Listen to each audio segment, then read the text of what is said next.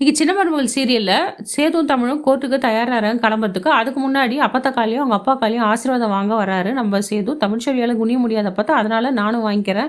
2 பேரும் ஆசீர்வாதம் பண்ணுங்கன்னு சொல்றாங்க. அதுக்கு முன்னாடி சின்னம்மா நீங்க வந்து அப்பா பக்கத்துல நில்லுங்கன்னு சொன்ன உடனே மோகனாக்கு அவ்ளோ ஆசைங்க. அப்பா ரொம்ப சந்தோஷம்ப்பா. கல்யாணம் ஆகி 25 வருஷத்துல இன்னைக்கு தான் நீ வந்து என்ன அம்மான்னு கூப்பிட்டுருக்க, சின்னம்மான்னு கூப்பிட்டுருக்க. அதுவே எனக்கு பெரிய விஷயம்ப்பா.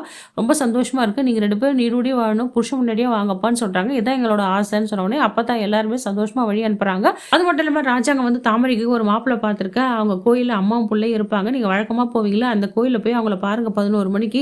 புடிச்சிருந்தா பாருங்க. அதுக்கப்புறம் மேற்கொண்டு பேசலாம்னு சொல்றாரு. வேண்டா வெறுப்பா வந்து சாவித்திரியும், தாமரையும் போய் பார்க்கணும்னு சலிச்சுக்கிட்டு சொல்றாங்க. அப்பதான் என்ன பையன் சொல்றான், "நல்லா போய் பாருடின்னு" சொல்றாங்க. நம்ம சேது கோர்ட்டு ஜட்ஜ் அம்மா முன்னாடி போய் நிக்கிறாரு. அவங்க கேட்குறாங்க, "என்னப்பா 6 மாசம் தான் ஆச்சு. அதுக்குள்ள வந்துட்டீங்க. 3 மாசத்துலயே மனசு திருந்திட்டீங்களா? யாருனா வற்புறுத்துனாங்களா? கேஸ வாபஸ் வாங்குறேன்னு" கேட்குறாங்க. "இல்ல மேடம், நான் வந்து மனப்பூர்வமா தான் சொல்றேன். என்னோட சுய விருப்பத்தோட தான் சொல்றேன். நான் தமிழ்ச்செல்வி கூட சேர்ந்து வாழறேன்னு" சொல்றாரு.